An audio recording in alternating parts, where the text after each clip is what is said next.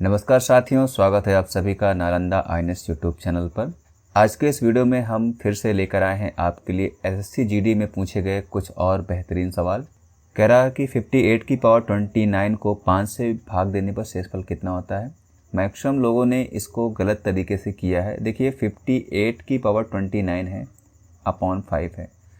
कुछ स्टूडेंट क्या करेंगे, वो सबसे पहले ये 58 है इसको 5 से डिवाइड कर देंगे, 29 को भूल जाएंगे और यहाँ पर 3 शेष निकल आएगा और ऑप्शन नंबर बी लगा देंगे। ये तरीका बिल्कुल भी सही नहीं है, गलत है। तो आइए हम देखते हैं कैसे, कौन सा कॉन्सेप्ट इसका बिल्कुल सही है। सही अप्रोच क्या रहने वाला है। देखिए 58 की पावर 29 लिखा हुआ है, इसको हम 5 से डिवाइड करेंगे। जब हम 5 से डिवाइड करेंगे तो रिमाइंडर 3 बचेगा और ये 29 जो पावर में है वो ऑलरेडी लिख जाएगी। इसका मतलब 3 की पावर 29 अपॉन 5 हो गया। अभी भी 5 से डिवाइड करना है। अब इसे हम बदलेंगे 3 इंटू 3 की पावर 28 अपॉन 5। यहाँ जो हमारा लिखा हुआ है 3 इंटू 3 की पावर 28 को लिख सकते हैं हम 9 की पावर 14 और डिवाइड बाई 5। देखिए जब अगर हम 5 से 9 को डिवाइड करेंगे तो हमारा जो रिमाइंडर है वो -1 आ जाएगा, नेगेटिव रिमाइंडर आ जाएगा और पावर में 14 है। 14 एक सम संख्या है, -1 को जब हम की पावर सम संख्या है, इसका रिजल्टेंट हमारा 1 आ जाएगा पॉजिटिव में और 3 का इंटू 1 में होगा तो हमारा रिमाइंडर 3 आएगा। ये सही अप्रोच है और सही कॉन्सेप्ट है और ऑप्शन नंबर हमारा बी बिल्कुल सही है, 3। ये बताना इसलिए ज़रूरी था क्योंकि अगर डिजिट को बदल दिया जाएगा तो आप अगर 58 को 5 से भाग करते हैं और रिमाइंडर 3 यहाँ पे आ जा रहा है, यहाँ पर तो सही हो जाएगा, लेकिन किसी न किसी सवाल में जब डिजिट बदल दिए जाएंगे तब आप गलत करके आएंगे। तो इसलिए ये सीखना ज़रूरी है कि क्या हमारा सही अप्रोच था और क्या गलत था। बढ़ेंगे अगले सवाल की ओर। अगला सवाल हमारे सामने है। कह रहा है 4 घंटियाँ 6, 8, 9 और 10 सेकंड में अंतराल पर बजती हैं। सभी घंटियाँ एक ही समय पर बजती हैं। कितने मिनट के बाद वे पुनः एक साथ बढ़ेंगे। ये हमारा एलसीएम का कॉन्सेप्ट लगेगा। देखिए 4 घंटियाँ हैं जो बज रही हैं 6, 8, 9 और 10 सेकंड के अंतराल में बज रही हैं। इनका हमें एलसीएम ले लेना है। एलसीएम क्या हो जाएगा, एलसीएम निकालने का सबसे बढ़िया तरीका है, हर कैटेगरी के बड़े नंबर को उठा लेंगे। 2 की कैटेगरी का 8 है, 3 की कैटेगरी का 9 है और इसमें 5 भी दिख रहा है हमें। 8 पंच 40 और 9 चौक 36, 360 सेकेंड। 360 सेकेंड बाद ये दोबारा बजेंगी, पर यहाँ पर जो आंसर पूछ रहा है वो मिनट में पूछ रहा है। इसे हम 60 से भाग कर देंगे, आंसर हमारा निकल के आएगा 6 मिनट। ऑप्शन नंबर डी बिल्कुल राइट होगा। बढ़ेंगे अगले सवाल की ओर। अगला सवाल हमारे सामने लिखा हुआ है। यदि किसी धनराशि पर 7% की वार्षिक साधारण ब्याज की दर से 350 का मासिक ब्याज अर्जित करने के लिए आवश्यक धनराशि ज्ञात कीजिए। आवश्यक धनराशि मतलब हमें मूलधन निकालना है। ध्यान दीजिएगा यहाँ पर 7% वार्षिक साधारण ब्याज दिया गया है और ब्याज जो है मासिक दिया गया है। तो सबसे पहले हम ब्याज की दर को हम मासिक बदल लेंगे, तो 7/12 कर देंगे, 12 से डिवाइड करेंगे तो हमारा आ जाएगा मासिक ब्याज। और यही हमारा बराबर होगा किसके, 350 के। 7 पचे 35 और 12 पंचे 60। इसका मतलब कि हमारा आंसर जो शुरू होगा वो 60 से शुरू होगा। ऑप्शन नंबर ए दिख रहा है 60, मतलब 60,000। इसका सही होना इसकी मजबूरी है। आगे जीरो वगैरह हम बिल्कुल नहीं लगाते, समय की बर्बादी हमारा बिल्कुल भी उद्देश्य नहीं है। तो चलिए बढ़ते हैं अगले सवाल की ओर। अगला सवाल हमारे सामने है कि 30% की वार्षिक दर से ऋण पर दी गई एक निश्चित धनराशि 1 वर्ष के चक्रवृद्धि ब्याज, ध्यान देने का, अर्धवार्षिक रूप से संयोजित हो रहा है और 1 वर्ष के लिए साधारण ब्याज के बीच का अंतर दे रखा है 337.5 रुपये। वह धनराशि कितनी होगी। चक्रवृद्धि ब्याज जो है वो अर्धवार्षिक रूप से है और साधारण ब्याज सालाना है। हम क्या करेंगे, सबसे पहले देखिए ये चक्रवृद्धि ब्याज अर्धवार्षिक है, इसका मतलब 2 साइकिल्स बनेंगी और ब्याज हमारा जो है 30% का दर है, ये आधा हो जाएगा, 15% हो जाएगा। इसका मतलब 15% से जब 2 बार हम बढ़ाएंगे किसी संख्या को तो हमारा टोटल जो इंक्रीज होगा वो होगा 32.25%। अगर हम साधारण ब्याज से 30% की दर से 1 साल का ब्याज निकालें तो कुल हमें 30% का ब्याज मिलेगा। हमारे ब्याज में अंतर हमें यहाँ दिख रहा है 2.25% का है और सवाल में रुपए में 337.5 रुपये का अंतर है। तो हमारा जो 2.25% है यही हमारा 337.5 के बराबर है। देखिए ये 2.25 जो है ये मुझे दिख रहा है कि ये 25 से भी कट जाएगा और 9 से भी कट जाएगा। मैं इसे 9 से काटने की कोशिश कर रहा हूँ। मुझे अंकों को मैच करना है, दशमलव का मैं कोई ध्यान देता हूँ नहीं, तो मैं इसे 9 से काट रहा हूँ। 9 से काटूंगा 25 आ जाएगा, 25 9 225, 9 से इसको काट दे रहा हूँ। 9 चौक 36, 9 त्रिक 27, 27 और 3 3 6, 9 सत्ते 63 और 9 पचे 45।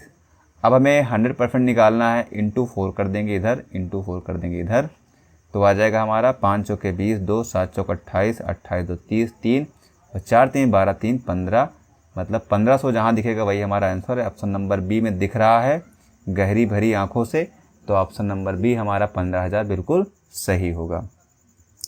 चलिए बढ़ते हैं अगले सवाल की ओर। अगला सवाल हमारे सामने है।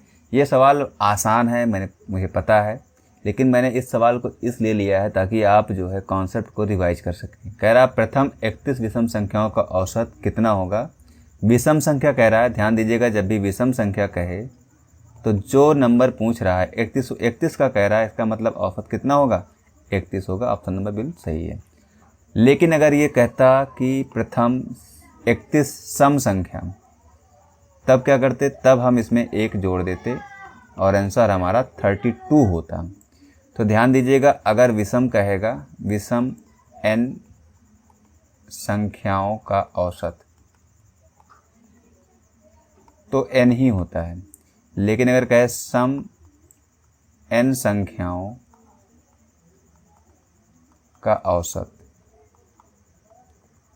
तब हमारा n+1 आंसर आता है। ये दोनों कॉन्सेप्ट आप दिमाग में बना के रखिएगा। चलिए बढ़ते हैं अगले सवाल की ओर। अगला सवाल हमारे सामने है। p - q बराबर 9, p² + q² बराबर 127। हमें p q का मान बताना है। इसमें वैल्यू पुटिंग करना थोड़ा सा समय की बर्बादी हो जाएगी, तो इसलिए हम इसमें वैल्यू पुटिंग नहीं करके हम सीधा फार्मूले से लगा लेंगे। तो कि p - q का होल स्क्वायर अगर हम करेंगे तो हो जाएगा p² + q² - 2pq। p - q का मान यहाँ 9 दिया गया है, 9 का स्क्वायर 81 हो जाएगा और p² + q² हमारा 127 है और -2pq। यहाँ पे 2pq निकल के आएगा। 81 अगर हम इससे घटा देंगे तो बनेगा 6 और 12 में से अगर हम 8 निकालेंगे तो बनेगा 4। 2 से काट देंगे 23, तो pq का मान हमारा कितना आ जाएगा, 23। ऑप्शन नंबर डी बिल्कुल करेक्ट होगा। चलिए बढ़ते हैं अगले सवाल की ओर। अगला सवाल हमारे सामने है।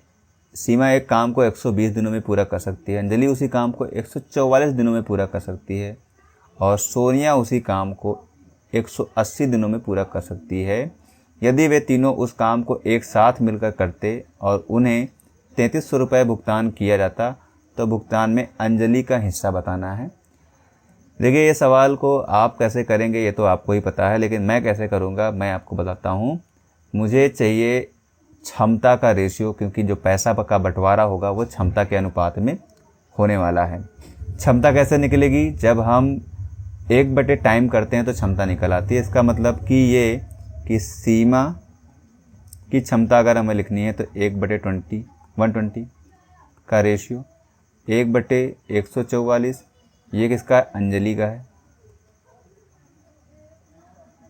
और अगर हमको सोनिया का लिखना है तो सोनिया का हमारा बनेगा 1/180। अब इसे सिंपल रेशियो बनाने के लिए हमको इसके एलसीएम से ऊपर गुणा करना पड़ेगा। अब हम एलसीएम कैसे निकालेंगे, तो देखिए सबसे आसान तरीका हम देखते हैं। 120 लिखा हुआ है यहाँ हमारे पास, ये है 5 भी है, 2 भी है, 4 8, यहाँ 8 है,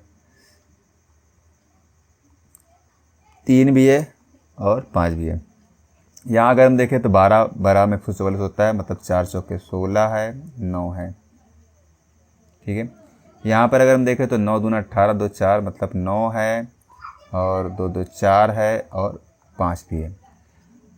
अगर एलसीएम की बात करें तो एलसीएम हमारा हो जाएगा 16 और 9 और 5। यहाँ हमें दिख रहा है 16 नहीं है, 2 है, मतलब 2 का ऊपर गुणा करना पड़ेगा, और 3 का मतलब 3, 3 दूना 6। यहाँ सीमा का रेशो निकल गया 6। अंजलि का निकालना है, यहाँ 16 भी है, 9 भी है, 5 नहीं है, 5 हो गया। हमें सोनिया का निकालना है, 9 है यहाँ पे 4, 4 यहाँ नहीं, 16 है, 4 बचा 4, यहाँ पर 4 गुणा करेंगे। ये हमारा क्षमता का रेशियो आ चुका है, इसी में बटेगा हमारा रेशियो। 6 और 4 10 5 15, 330 को 15 से डिवाइड कर देंगे। 15 दूना 30, 15 दूनी 30, मतलब 22, 220। अंजलि का निकालना है, अंजलि हमारा 5 है, 5 से गुणा कर देंगे, 11 मिल जाएगा। ऑप्शन नंबर बिल्कुल करेक्ट होगा। यह सवाल मैंने इसलिए रखा है ताकि मैं आपको दिखा सकूं कि कैसे वर्क एंड टाइम के सवाल को आसानी से और जल्दी से लगाया जा सकता है। मुझे पता है आप इस सवाल को लगा लेंगे, लेकिन फिर भी मुझे ये सवाल इसमें इसलिए रखना पड़ा ताकि मैं आपको दिखा सकूं कि कैसे हम जब भी कभी हमें पैसे को बंटवारा करना हो तो हमें बस और बस फोकस करना है इनकी क्षमता के रेशियो लिखने में। जैसे ही हम जब क्षमता का रेशियो लिख देंगे वैसे ही हमारा आंसर आ जाएगा। हमें बाकी अनवांटेड स्टेप लिखने की ज़रूरत बिल्कुल भी नहीं है। तो चलिए बढ़ते हैं अगले सवाल की ओर। अगला सवाल है, एक विद्यार्थी के 6 विषयों में प्राप्तांक 75 हैं। यदि उस विद्यार्थी को एक विषय में 80 अंक प्राप्त होते हैं तो शेष विषय में प्राप्त कुल अंक कितने होंगे। देखिए, आप इस सवाल को कैसे करेंगे ये आपको ही पता है, पर मैं कैसे करूँगा ये मैं दिखाता हूँ। 6 विषय में कितने मिले हैं? 75। तो मैंने कहा कि सारे 6 विषय में सबके पास कितने कितने थे? 75 थे, पर एक में उसको मिल गया है 80। 80 का मतलब ये है कि बाकी जो 5 थे विषय, पाँचों ने एक एक दिया है इसको, पाँचों ने एक एक मिलके इसको दे दिया, तब जाके 75 से 80 हो गया था। तो 5 का औसत हो जाएगा हमारा 74। 74 में 5 का गुणा कर देंगे, आंसर हमारा आ जाएगा हमारा 370। ऑप्शन नंबर ए बिल्कुल करेक्ट है। आप लोग कैसे करेंगे इस सवाल को? आप गुणा कर सकते हैं इसमें कि 6 गुणे 75 कर लेंगे, उसके बाद उसमें से 80 घटा देंगे। ये भी अप्रोच कोई गलत नहीं है, आप लगा सकते हैं। मैं नहीं कहता कि ये सही नहीं है, ये बिल्कुल सही है। लेकिन अगर हम इसमें इस कॉन्सेप्ट को लगाएं तो हम ओरली इस सवाल का आंसर लगा सकते हैं बिना पेन उठाए। यहाँ 450 आ जाएगा, इसमें से आप 80 घटा देंगे तो आंसर हमारा आ जाएगा 370। दोनों ही तरीका बिल्कुल सही है, आप जिस तरीके पे चाहें आप कर सकते हैं, लेकिन मेरा फेवरेट तरीका तो यही है। चलिए अगले सवाल की ओर बढ़ते हैं। अगला सवाल है, टी यू वी का औसत भार 42 है। यदि टी और वी का औसत भार 40 है और यू और वी का औसत भार 36 है तो यू का भार कितना है। यहाँ हमें दिख रहा है कि टी है, यू है, वी है, इनका कितना है औसत? 42 है। टी यू का कह रहा है 40 है। फिर उसके बाद इसने कहा यू वी का, मतलब कि यू ओवरलैप कर गया, इसका कितना है? 36 है। देखिए, आप गुणा करके लगा सकते हैं, लेकिन मैं दिखाता हूँ कैसे मैं लगाता हूँ। टोटल औसत हमारा 42 था, ये 40 कितना कम है? 2 कम है। कितने लोगों में? 2 लोगों में। तो टोटल हमारा -4 कम है। ये हमारा 42 से कितना कम है? तो आप कहेंगे सर 4 2 6, 6 कम है। कितने लोगों में? 2 लोगों में। 6 दूना 12, टोटल हमारा 12 कम है। अगर हम कुल की बात करें तो कुल हमारे पास 16 की कमी है। जो यहाँ आ गया है बस इसी को हमको क्या करना है? हमको रियल औसत से घटा देना है। हो जाएगा हमारा 12 में से अगर हम 6 निकालेंगे तो 6 बचेगा, 3 से 2 बचेगा। आंसर हमारा ऑप्शन नंबर डी 26 बिल्कुल करेक्ट है। बढ़ेंगे अगले सवाल की ओर। एक्स बिंदु पी से 12 किलोमीटर प्रति घंटा की चाल से चलना शुरू करता है और उसकी शुरुआत के 6 घंटे बाद वाई भी उसी बिंदु पी से उसके पीछे अपनी साइकिल पर 16 किलोमीटर प्रति घंटा की चाल से चलना शुरू करता है। वाई को आरंभिक बिंदु पी से कितनी दूर पर मिलेगा। देखिए, ये सवाल आप कैसे करेंगे ये आपको पता ही होगा, लेकिन मैं कैसे करूँगा ये मैं दिखाता हूँ। x जो है वो बिंदु P से चलना शुरू करता है, यहाँ कहीं P होगा। यहाँ से इसने 12 किलोमीटर प्रति घंटा की स्पीड से 6 घंटे चला, मतलब 72 किलोमीटर की दूरी तय कर चुका है। अब जाके यहाँ से y चलना शुरू करेगा 16 किलोमीटर प्रति घंटा की स्पीड से, और P हमारा चलना शुरू करेगा 12 किलोमीटर प्रति घंटा की स्पीड से। अगर हम यहाँ पे चाल का रेशियो बना लें तो 4 चौके 16 और 4 तीन 12, दोनों के बीच का अंतर 1 है। एक हमारा दूरी में 72 का अंतर है। एक अगर 72 के बराबर है तो हमें क्या निकालना है, इसने कहा है कि y x को प्रारंभिक बिंदु P से कितनी दूर पर मिलेगा। y की बात करिए, y हमारा कितना है, 4 है। इसका मतलब 72 × 4, 4 दूना 8, 7 चौक 28। ऑप्शन नंबर सी बिल्कुल करेक्ट होगा, 228। बढ़ेंगे अगले सवाल की ओर। एक पुस्तक को उसके अंकित मूल्य के 5/12 पर बेचने पर 50% की हानि होती है। पुस्तक के अंकित मूल्य और क्रय मूल्य का अनुपात कितना होगा। यहाँ पर साफ कह रहा है कि उसके अंकित मूल्य के 5/12 में बेचने पर, इसका मतलब कि अंकित मूल्य अगर 12 है तो उसको 5 में बेचा गया है, तब उसे 50% की हानि हुई है। 50% की हानि हुई है, इसका मतलब ये कि यहाँ पे हमारा क्रय मूल्य 10 रहा होगा, तभी 50% की हानि पर 5 रुपये में बेचा गया। सवाल में पूछ रहा है अंकित मूल्य और क्रय मूल्य का अनुपात। तो अंकित मूल्य हमारा कितना है, 12 है। क्रय मूल्य हमारा निकल के आया 10 है। रेशियो बना लेंगे तो आंसर हमारा आ जाएगा 6:5। जहाँ कहीं लिखा है वही हमारा आंसर है। ऑप्शन नंबर डी बिल्कुल करेक्ट होगा।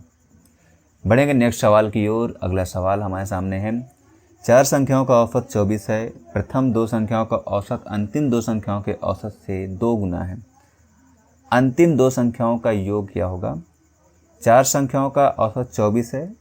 अगर हम 4 संख्याओं का औसत 24 है 4 से गुणा कर देंगे तो हमारे पास निकल के आ जाएगा कि कितना योग है 4 संख्याओं का। 4 से गुणा कर दो, 4 चौके 16, 4 दूना 8, 1 9 96। इसने कहा कि प्रथम 2 संख्याओं का औसत, तो फर्स्ट 2 संख्याओं का औसत जो है वो अंतिम 2 संख्याओं के औसत से 2 गुना है। इसका मतलब ये कि लास्ट का जो 2 संख्या है वो अगर उसका रेशियो 1 तो फर्स्ट वाले का 2 होगा। अगर यहाँ से हम बनाएं इनका योग तो ये भी 2 संख्याओं का योग है, ये भी 2 संख्याओं का औसत है, तो योग निकल के यहाँ से 2 आएगा, यहाँ से 4 आएगा। इनको जोड़ने पे हमारा 6 आ जा रहा है। इसका मतलब टोटल जो योग 96 है वो 6 के बराबर है। यहाँ से 1 का मान हमारे पास आ जाएगा 6 कम 6 और 6 छंग 36 16। इसने कहा अंतिम 2 संख्याओं का योग बताओ। तो अंतिम 2 संख्याओं का योग 2 है, 2 से गुणा कर देंगे, 16 दूना 32। ऑप्शन नंबर डी बिल्कुल करेक्ट है इस सवाल का। बढ़ेंगे अगले सवाल की ओर। अगला सवाल हमारे सामने है, ए और बी एक काम को 14/3 दिनों में पूरा कर सकते हैं, जबकि बी और सी उसी काम को 12/5 दिनों में पूरा कर सकते हैं, तथा सी और ए उसी काम को 16/3 दिनों में पूरा कर सकते हैं। यदि वे तीनों एक साथ मिलकर काम करते हैं तो वे समान काम का कितना हिस्सा 2 दिन में पूरा कर लेंगे।